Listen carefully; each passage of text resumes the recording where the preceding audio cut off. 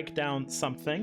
This is Playoffs Round 1, featuring only me. I put a bunch of electric types that are dogs, because Pikachu is a dog, up on the board for this week.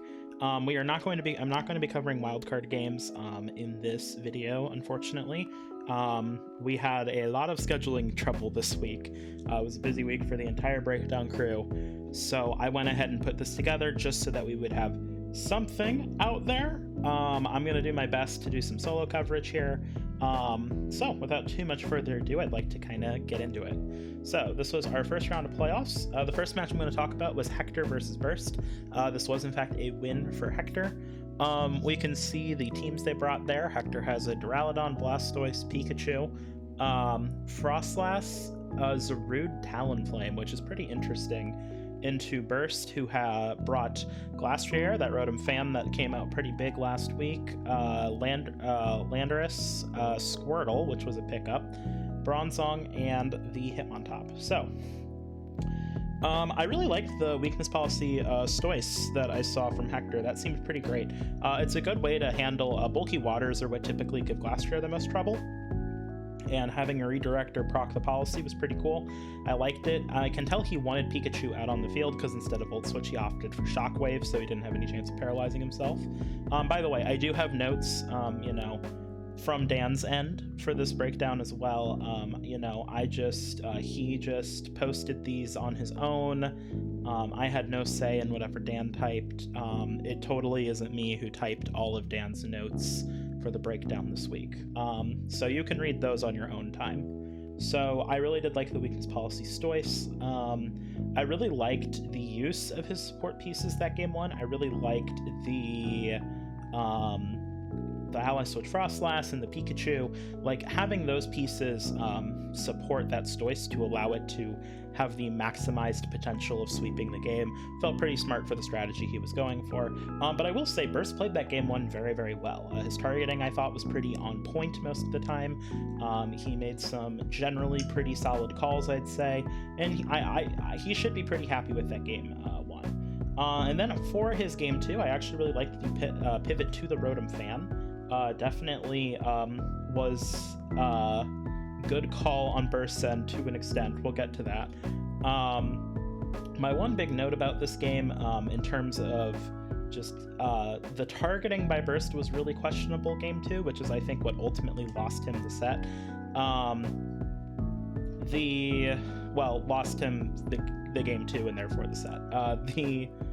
Generally, what I was running into was that the first thing he did was, after revealing a weakness policy game one, he decided to max Lightning the Blastoise and let it get its policy boost, which I think was not correct, basically ever. Stoice itself doesn't have a very great attacking stat unless it gets that boost, and your follow me play was amazing. You should have probably just gone for a Airstream there, so that way you can guaranteed outspeed the following turn and then KO with Lightning. I'm not 100% sure why that was the play that you went for, so it was a little strange. I didn't think the max Lightning there was correct at the time at which you clicked it, because it allowed Hector to have the power to beat through a lot of the rest of your team. There was also an endgame.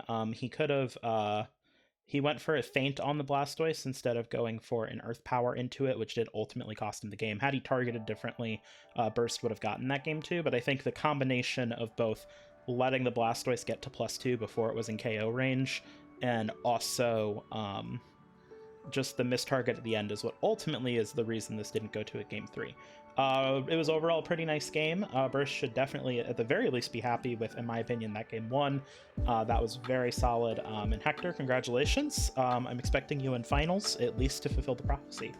So, our next game was Maxwell versus Anthony. This was maybe my favorite of the week. We had Volcanion, Komao, Melmetal, Electivire, Mew, and Hatterene on Maxwell's end, so those new transactions are getting some good use with the Mew and the Volcanion. On Anthony's side, we see the same thing with the Rillaboom and Arcanine that were both picked up, along with a Dragapult, Riolu, Meowstic, Barraskewda. I just really liked the set all around. I really enjoyed it. I really liked the Leer tech on the Meowstic. I really thought that Anthony had that prep lead like locked down hard. It really felt like that game 1 was pretty dominant, just in part because the lead was so strong on Anthony's end. You can tell he really prepped for it, and it really showed. So really great work to him on that end, because that honestly lead matchups are something that can be really tough to like narrow down, and he did a great job of that. The 2 crits were back-to-back game 1 though. Maxwell had 2 Okos. I believe one of them was probably an Oko anyway. But regardless, the 2 crits back-to-back. Congrats on Maxwell for actually managing to keep his cool the rest of the set, because I know that can tilt him a bit. I loved the belly drum Coma-O. That was really cool. I liked that you kind of knew that he'd target the hat down to prevent the Trick Room from going up, and that allowed you to get that Coma-O in a more advantageous position. So I thought that was really cool. It was a nice way to kind of get that momentum for that game 2. And then game 3 was my favorite. Just some really great stuff. I really liked the Flutterby and the Steel Spike techs on both max options that game. They were both really, really strong.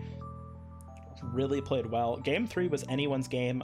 I think the Melmetal switch that Maxwell had, definitely risky, but I think it definitely won him the set. Getting that Melmetal in with that many turns of Trick Room, because if there was one less turn of Trick Room, then that Dragapult probably ends up being able to clinch out an endgame. So that ultimately, I think, is what really won him the set. So really nice job to both coaches. This was a really, really phenomenal set. I had a lot of fun watching it, and congratulations to Anthony for a really great MDL season. So, our next match today was Noah versus Dina.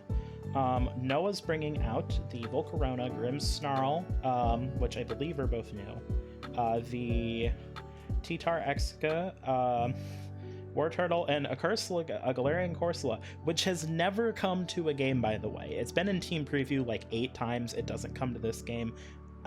Noah, why? Yeah, at the end of the season, I'm gonna have to sit down with Noah and ask him why he keeps bringing this thing and just teasing me with it. It's pissing me off. On Dina's end, we have a bit more of a standard composition from what we saw in the regular season. Raichu and Didi, Melmetal, Tauros. Tauros has gotten a surprising amount of really good usage throughout her season, so that's not too shocking to see, especially into a team as physically oriented as Noah's. The Hatterene, and then the new pickup and the interesting piece this week was definitely the Drampa. So, I believe this was the biggest playoff upset this season. If I'm incorrect on that, someone can tell me. I actually really have a lot of high praise for Noah this week. I do for Dina as well. There was a lot of really good stuff on both ends, but I do pretty firmly believe this was Noah's best played set of the season. And congratulations to him too, because Dina did 0-2 him very hard the first time they played. It was... I see he took that experience, learned from it, and managed to get a pretty impressive upset.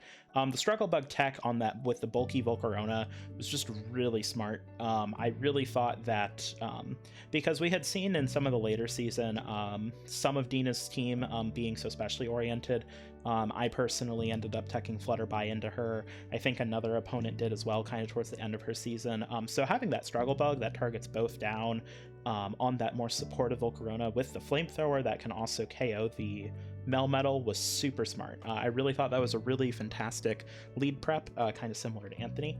I really liked the Rock Slide on the Melmetal, knowing that the Volcarona would probably be coming this week. That was a good way to pressure it. In a matchup where I think it was potentially a little difficult to pressure it, that was a good way to kind of try your best to keep it in check. One of my favorite turns was when Noah switched in the War Turtle, predicting the Rockfall, and then Dina, and then immediately after, Dina went for a Max Lightning into the Grimmsnarl with the Melmetal, because she realized the most threatening thing this War Turtle could do would be to yawn her. And then that way that guaranteed that she KO'd the Grimmsnarl, and then sure enough, the War Turtle actually had yawn, and she was able to get around that. So that was really cool. Those 2 turns were really great. Life Dew got actual usage, and it mattered a lot.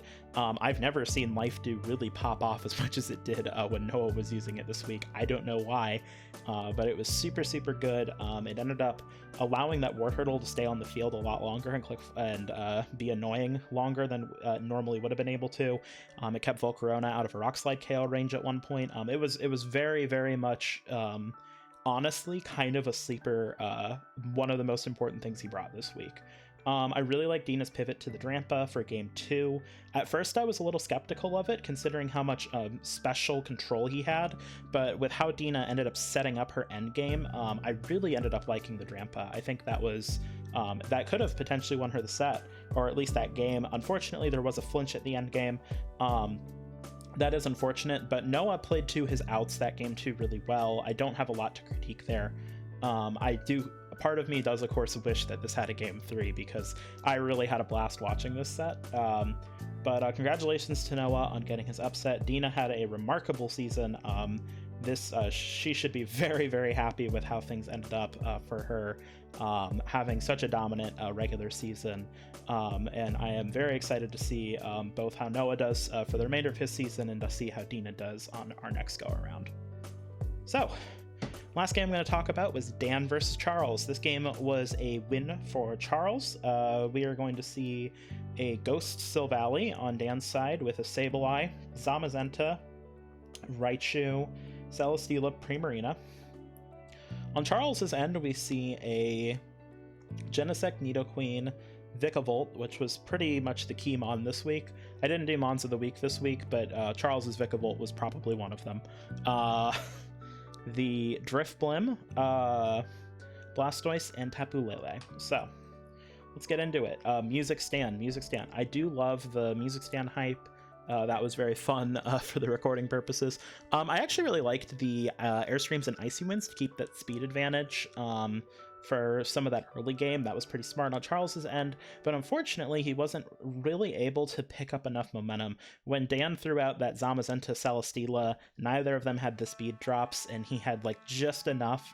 He had things set up just well enough that he was just able to really clean that end game 1. And I really like the Sableye set, both with the Sunny Day and the Taunt and the Quash. I thought that was really cool. I really thought the Electroweb Genesect ended up mattering a whole lot this game. Genesect was used really well this game, as it wasn't really a max option. It was just to let other things get in range or to support the team in really key ways. So I really liked the Electroweb Genesect.